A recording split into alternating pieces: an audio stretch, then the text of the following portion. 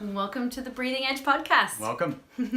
Today, I want to share something I thought was really interesting. A few months ago, we did a session, a little 2-3 hour session for a group of about 80 people. And the facilitator asked, what was your greatest stresses?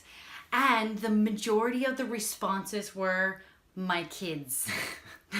Children. Now, if you've got kids or if you don't, the information that we're going to share is relevant because it's we're all once a kid, so don't preclude yourself if you don't have kids. Oh, good point. So the question is, are your children stressing you out in the evening?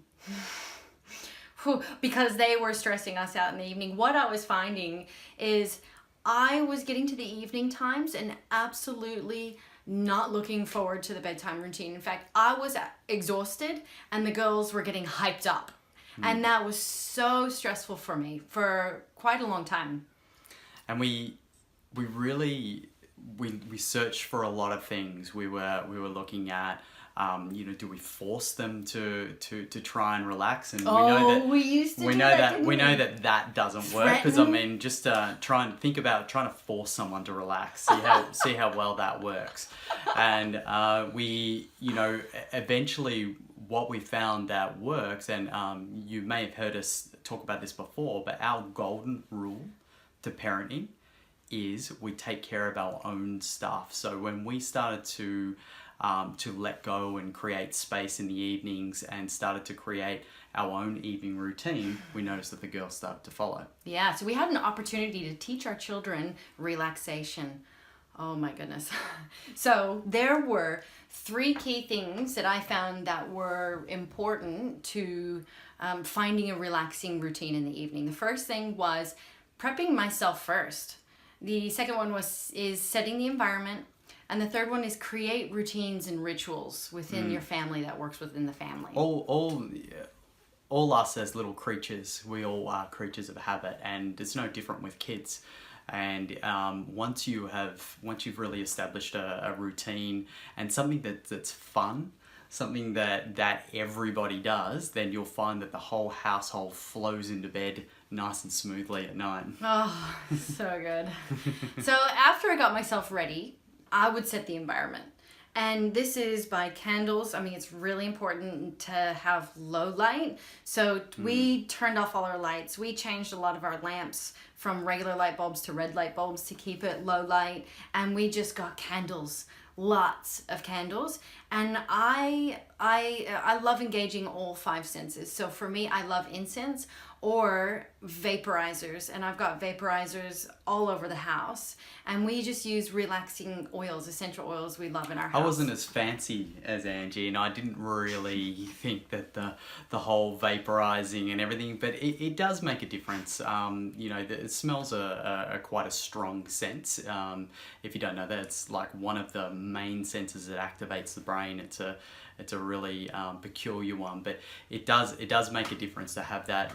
The other big factor, and most people are starting to wake up to this now, is artificial light. So light from the lights in your house, lights from TV screens, from phones, from any kind of digital device, is probably the number one disruptor of sleep. And this was a big revelation to us, and you will hear us banging on quite a bit about circadian rhythm and about light and things like that, and it is super important. And we have seen the proof in the pudding with our kids. As Angie mentioned before, just dropping the lights down low. When I was in the military and I was serving on ships, we used to darken ship at night, and that meant that all the lights got turned to red, because red light doesn't affect, well, for the military, they talked about it not affecting your night vision, but now we know way more about why red light is preferable at night. It's actually a healing type of light to your body and signals for your body to get ready to go to rest. So the blue light doesn't. Blue light's like wake you up, and so if you're looking at screens at night, it's telling your body that wake up, and it starts to screw your hormonal system up. Which it took us years to find this out, because as we're running businesses at home, Shane and I might be working into the evening. You know, the sun's starting to set and we're trying to get last minute stuff done and we're really focused and we don't want to finish, and the computers are on and the girls might be watching something, or, you know, so mobile devices and screens were on, and we didn't realize that this was causing them to kind of go crazy. And so we started picking up on that early, and we were like, if the girls were going crazy and there was a computer lid up, we're like, all right, shut the lid, tools down, time to go into relaxation. Because you know how it is. You can, you know, if you're an entrepreneur or a business person and you're running your own business, or even if you're, you know, you've got a career and you've got projects and things that have to be finished, sometimes you'll find yourself working at night, and it's the worst thing you can do. There's no for way yourself. around it. There's no way around it. There is just not. There is the way that we've really been able to find a way around it is to organize our life and our time to make sure that we get most of our important work done in the daylight hours. Yeah. And it's doable. We have an extremely busy life, and we've been able to manage it. And in fact, we're not only being able to manage it, but it is so much more peaceful at our house. Well, when you now that we don't have the light on in the evening. I would say we've aligned our values. So what that means is that we have put our own health, wellness, and sanity ahead of the work that needs to get done.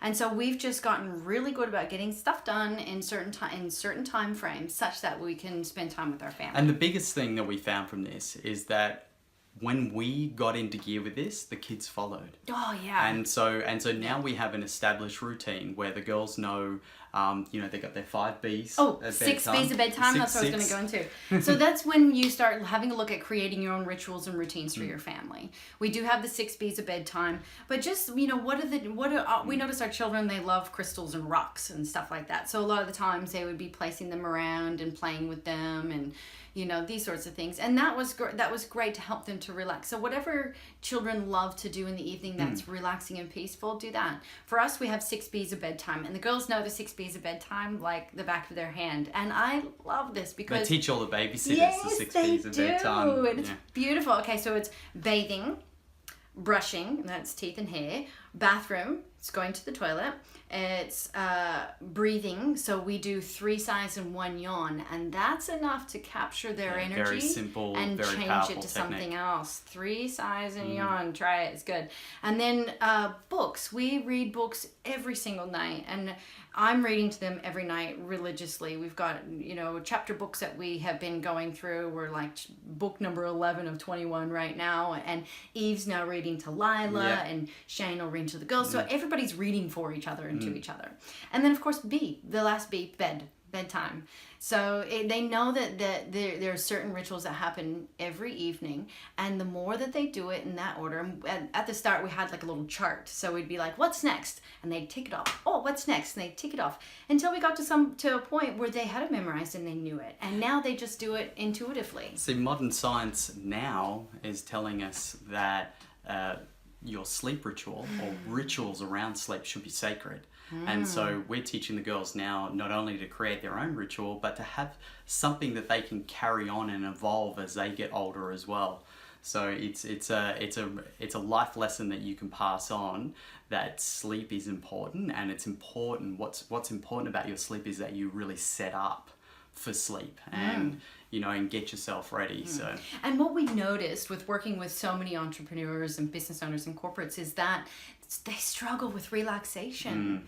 And so we're teaching our children to learn how to do relaxation. Not only relaxation, but the struggle with sleep, and it's a really important factor. If you're a high performer, you're a mom, you're a business owner, it doesn't matter what you're doing. Sleep is super important and should be held super sacred. Yeah, and I would say the key element as to why this worked so well is because we showed them how to do it. We did it with them. See, they're not quite ready to be forced to do it because they haven't been taught how to do it. So for us to go in and try to force them to relax was getting ahead of their development. One other really important one was that we started having the evening meal, the dinner meal, before the sun went down. And this was hugely important. This has been a bit of a revelation for me lately. I know we've done some podcasts on eating and fasting and times for eating, but really eating before the sun goes down, doesn't matter what season you're in, or winter where or you summer are or where you are. Yeah. It really gives the body an opportunity to be done with food, and really gives the body the opportunity to go into its cleaning and rejuvenation cycle in the evening. So that's one other really important tip that we sort of picked up, or thing that we sort of stumbled across when we were doing this. So in parting comments, I would say that the best thing to do is to try a framework that works for you. We've showed you our framework. Pick up the little things that you feel might work for you and try them out with your family. And it's meant to be done in a relaxed way, it's not perfect. I would know, because I am a perfectionist as well. So if you learn how to, and that's where we bring the breath into it as well, especially as a mom and as a parent. A lot of the times when I'm exhausted, I would need to manage my own energy, or if I needed to relax, I would need to use the breath to help me relax my own personal energy, such that they could see how I was doing it and do that themselves as well. And if you don't have kids, remember, it doesn't matter. You establish an evening routine that helps you just nice and gently glide into bed at night and have quality sleep. Yeah, we're just lucky we have children that taught us how to teach them. They are our greatest teachers. We have learned a lot of things from these girls. Yes. So, we honour them. Yeah, so we just invite you to have a little play, see what happens. It's not in the words, it's in the practice.